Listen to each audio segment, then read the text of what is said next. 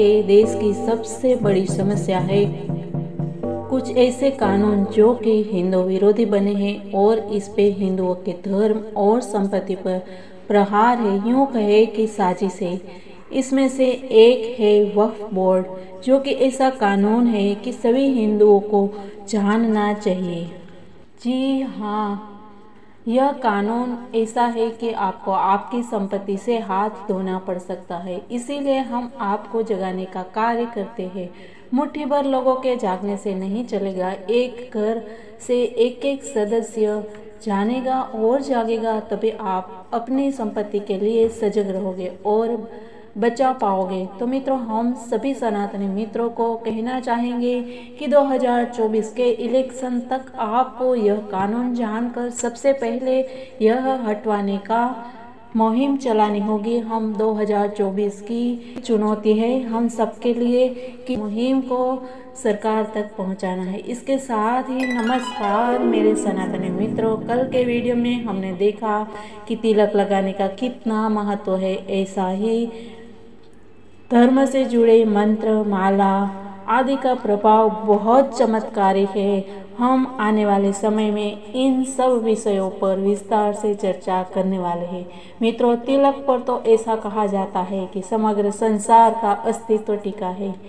कारण है आज्ञा चक्र का संबंध। तो बहुत सुंदर विषय है, इसके बारे में जानना और समझना। पर आज हम बात करने वाले हैं समाज के बहुत सारे प्रश्न में से एक, काशी विश्वनाथ।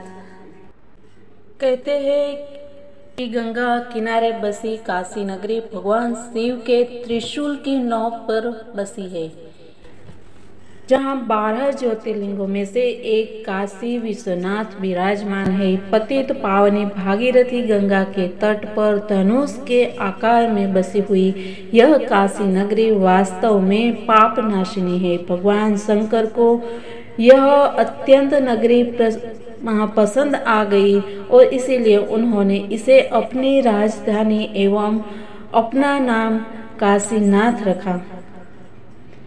पुराणों के अनुसार पहले यह भगवान विष्णु की पुरी थी, जहाँ श्री हरि के आनंदाश्रु गिरे थे। वहाँ बिंदु सरोवर बन गया और प्रभु यहाँ बिंदु माधव के नाम से प्रतिष्ठित हुए। महादेव को काशी इतनी अच्छी लगी कि उन्होंने इस पावनपुरी को विष्णु जी से अपने नित्य आवास के लिए मांग लिया। तब से काशी उनका निवास स्थान बन गई। काशी में हिंदुओं का पवित्र स्थान है काशी विश्वनाथ।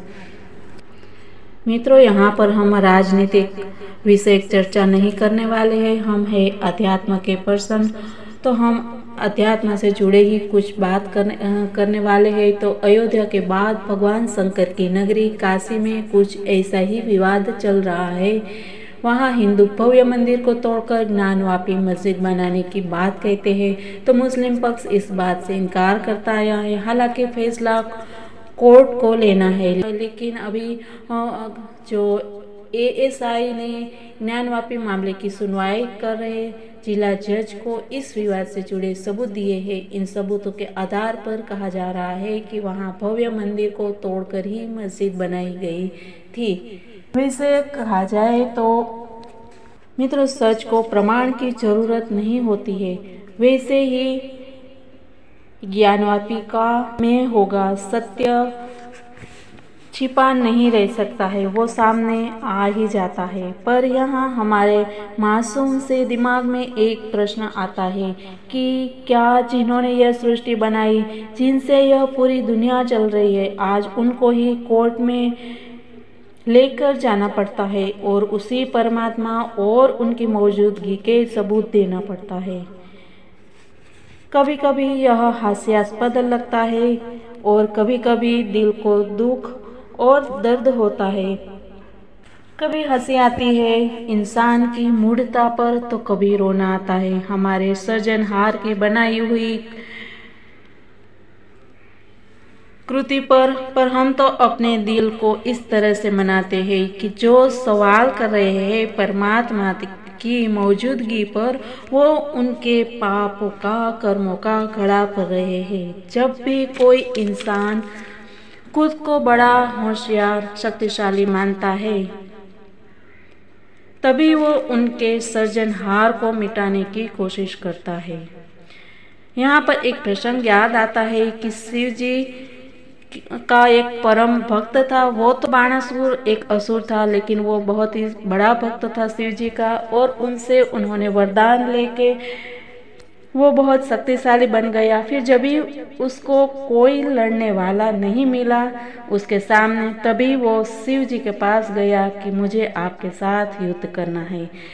तो ऐसा ही है, ऐसा ही हम कह सकते हैं कि यहाँ पर हम अज्ञानी लोग ही कहेंगे, क्योंकि वो अज्ञानवश अपने परमात्मा पे, सृजनहार पे प्रश्नार्थ चिन्ह करते हैं।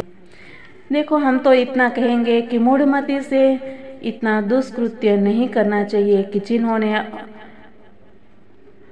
बनाया उन पर सवाल करे। बाप आखिर बाप ही रहता है, बेटा कभी भी बाप से बड़ा नहीं हो सकता है।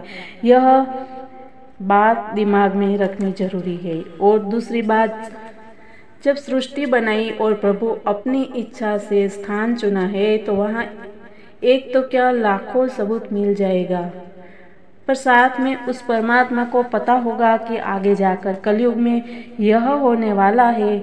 इसीलिए वह सबूत, या यूं कहे कि सब जगह अलग अलग चिन्ह रखे होंगे कि उनको, उनके भक्तों को लड़ाई में आसानी हो।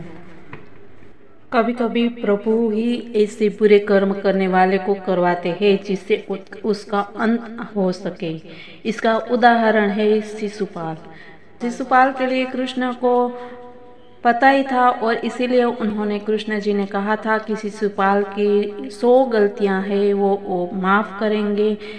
जब भी 101वीं गलती करेगा, वो गालियां देगा, तो सुदर्शन उसका चलेगा। तो यह सब कर्म का खेल है, और प्रभु जी को भी अंत करवाने के लिए यह लीला रचनी पड़ती है। पर हमें तो श्रीमद् भगवत गीता का सूत्र याद रखना है कि भगवान ने कहा था अर्जुन को कि तुम तो निमित्त हो युद्ध का, असल में तो इन सब का नाश हो चुका है। अर्जुन, तुम लड़ाई करो या न करो, इन सब का पाप करने वालों का अंत तय है, पर तुम्हारी लड़ाई करने की जिम्मेदारी है। ठीक वैसे ही यहाँ पर ज्ञानवापी में कौरव पांडव का युद्ध जैसा है माहौल है। हमारे विष्णु शंकर जैन जैसे पावरफुल आगेवानी में बहुत सारे लोग जो है वो लड़ रहे हैं, पर खुद परमात्मा का साथ हो तो वह विजय सुनिश्चित है। और यहाँ एक बात जरूर कहने का मन करता है कि सबूत है, पर अगर पहले से नहीं होता है तो भी खुद भगवान जो है वो ही उधर सबूत रख सकते हैं। इतने पावरफुल हमारे परमात्मा है। पर इनकी शक्ति के बारे में जिनको पता नहीं होता है और भरोसा नहीं होता है, वो ही ऐसे सवाल कर सकते हैं। यह काशी तो ऐसा स्थान है कि यहाँ से सृष्टि की शुरुआत होती है और वहीं पर इंसान को मुक्ति मिलती है। हमारा इतिहास तो इतना गौरवशाली है कि जो उसको जानेगा वो सनातनी ही हो जाएगा। यह है सनातन की शक्ति। तो मित्रों, हमेशा परमात्मा पे श्रद्धा हमें रखनी चाहिए, क्योंकि हम जो सनातनी है, हाँ, कि हमारा मंत्र जो है, हमारा स्तोत्र जो है, हमारी श्रद्धा है, वो ही हमारी ताकत है, वो ही हमारी शक्ति है। और उनसे हम उनके साथ रहेंगे तो हमको कोई उंगली भी नहीं उठा सकता है और सर्वत्र हमारी विजय तय है। तो आज के लिए इतना ही मित्रों। कल वापस कुछ बातों के साथ मिलते हैं। तब तक के लिए जय हिंद, वंदे मातरम, भारत माता की जय।